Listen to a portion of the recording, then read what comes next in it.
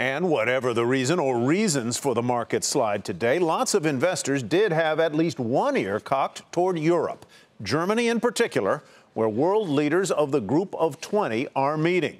They were greeted by protesters, not uncommon at global meetings like this, and certainly not unexpected in a town like Hamburg. It has long been a hotbed of anti-capitalist demonstrators.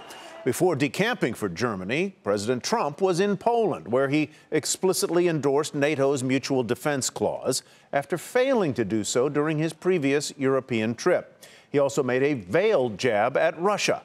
Eamon Javers reports tonight from Hamburg.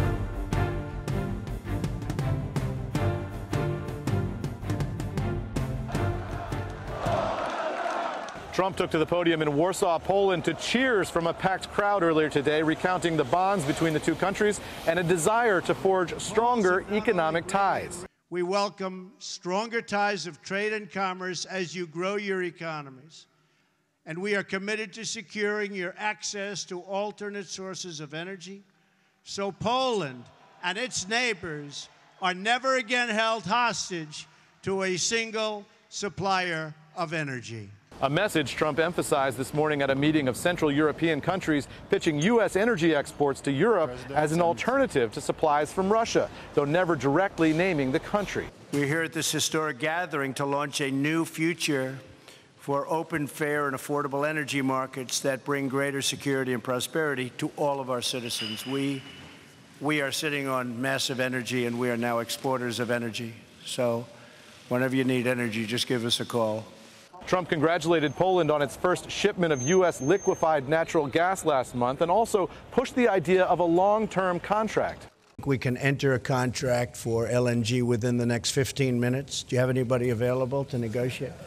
It will take about 15 minutes. The Trump administration hopes to ship more LNG to the region, thereby reducing the U.S. trade deficit and boosting U.S. influence. He and the leaders of all of the Eastern European countries, because he met with all of them in Warsaw, not just Polish Prime Minister Duda, are very interested in becoming energy, that means natural gas, independent of Russia, and all of Europe becoming energy independent of Russia, to avoid this destabilization that the president talked about.